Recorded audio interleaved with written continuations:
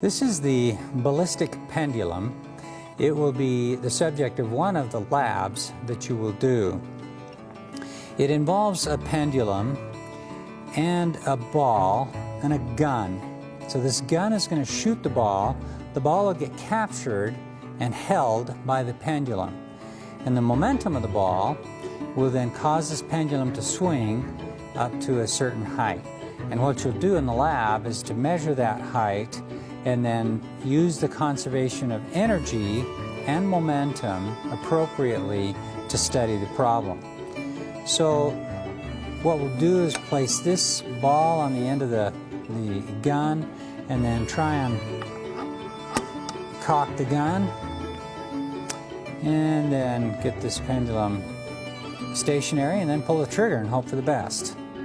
0, 1, well, 3, 2, 1. Okay, so what you've seen is that the ball was shot by the gun, captured by the end of the pendulum, and then the pendulum and the ball travel up together to a certain angle. So what you do in the lab is you'll actually measure that angle and deduce the initial velocity of the ball.